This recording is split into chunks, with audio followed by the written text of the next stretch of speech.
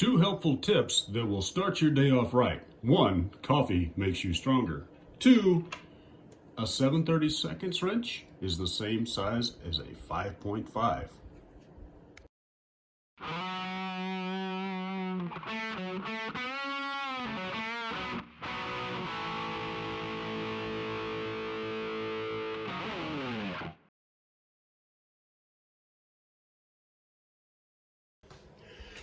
Last week we were talking about how much I was disappointed in my link building ability. This link, I didn't give enough consideration to how much stress and abuse the steering link takes on the front of a bomber. So though it still worked, it would be great for any other links you got. It's a great idea, just not for a steering link that takes the kind of abuse that this one does. So we ended up with the Incision steering links for the Bomber and Wraith, which gives you, of course, the main steering link and the drag link. These have the Traxxas ball ends and balls in them, and they are much better than what I had on there originally, which, you know, a noodle really doesn't steer you very well. But that's not the main focus. Today we're going to do something that needs to be done on these axles, mostly if you're going to be abusing them the way I plan on abusing this one. These are a knockoff version of a beef tubes stainless steel insert. I wanted the beef tubes, but they currently, well, when I was looking, they were not available, so I ended up with these. All right, let's start with the short side. Now, in order to do this, you're going to have to take out the upper and lower mounting screws on the axle end. And, well, actually, I don't know if you'll have to take these screws out or not. Let's try. And look at that. The axle comes right out of there. Okay, but you are going to have to take these two screws out on each side so that you can actually get the tube in there.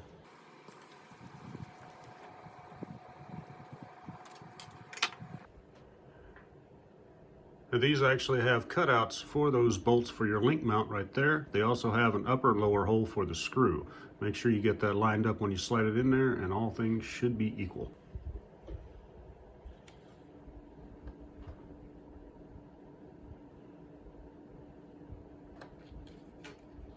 Once you got it slid in there and mostly lined up, you can finish it off by putting your end bearing in, and that should line it up just pretty well perfectly, about like that. Then you put your link screws back in, make sure they both clear. Now, because these are a cheap knockoff, I'm not going to run these in all the way until I'm sure that the axle is mounted up and in place.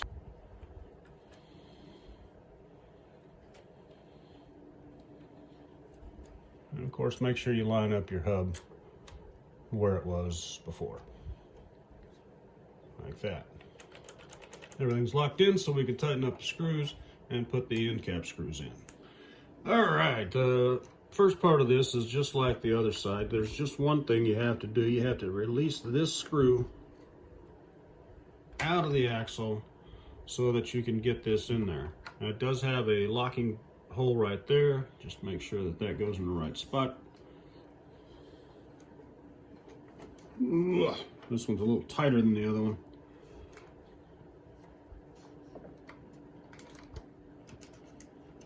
And then the bearing.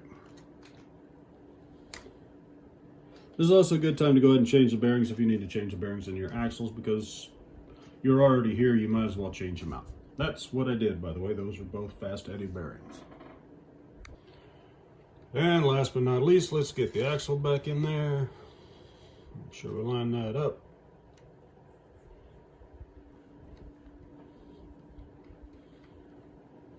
Come on, you silly monkey. Oh, it works a lot better if you turn it over to the right side.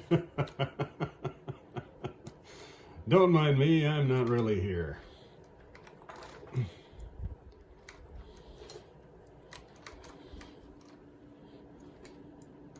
There we go. All right, we'll put the screws back in that, and then we'll get started on the steering links.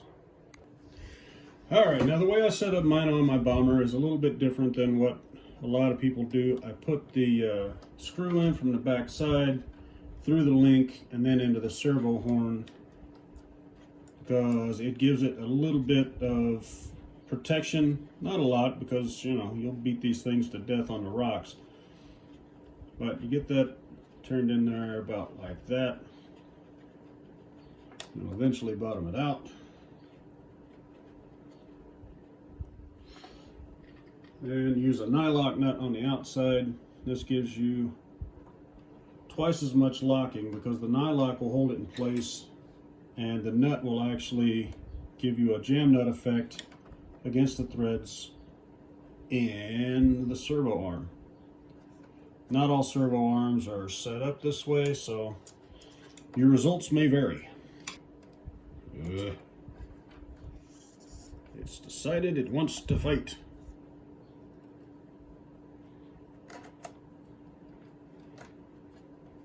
Alright. Then that one. Alright. I said that gives you enough clearance that you're not going to hit anything, and everything should work just like it's supposed to. Alright, we'll get the wheels on and then we'll spin it around and we'll look at the rear axle. Alright, the rear axle install as far as the tubes is the same as the front, with just a little bit of extra work that you'll need to do. Now the stock axles have this lip on the inside edge, and you'll need to grind that down to where it'll actually fit through the tube, which is basically the same size internally as a standard bearing. So if you can get a bearing to fit over that, you're good enough. Be careful not to round out the end like that. It kind of weakens the contact patch inside for the differential, and it may cause you to lose that. I'm not really worried about it because I'm not running this on anything really super high grip. This is all probably going to be just sand and loose dirt and rocks. So I did actually put a bearing on the end here. It helps to spacer that, as well as give it a little bit of extra carrying out towards the end. And by the way, once you do this, you do not have to take those bolts out to get your axle shafts out, because otherwise you have to take the bolts out to get the axle out every time you need to change one. And that is not the case now. Okay, we'll get it put back together, get the tires back on, and close this one out. All right, guys, that's all there is to it. It's a fairly simple modification to make. You take the bolts out, you slide the tubes in, you bolt everything back together. The axles, the AR60s have a tendency to snap at these eyelets. The tubes inside will help to keep that from happening. The ones that I used are $10 an axle. You can find them on Amazon. The beef tubes are definitely a higher grade. If you can get the beef tubes, I suggest you get them. But if you can't get them or you can't afford them, the Amazon version is it's an adequate replacement until you can find them or afford them. The Incision link that I'm using here is for the Wraith and Bomber, and you can tell that I'm using the knuckles from a Wraith instead of a Bomber because I am in single shear. But it is a metal tab that the steering links bolt into, and the abuse that I've been giving this one lately, I prefer to have that as metal instead of the double shear plastic, because I have a feeling that the double shear plastic would snap and end my day, and that's not really good for me. Let's see. If I did anything wrong, let me know. If you've got information, share it, because any day you can learn something is a better day. Thanks for watching, guys. Good luck on the trails.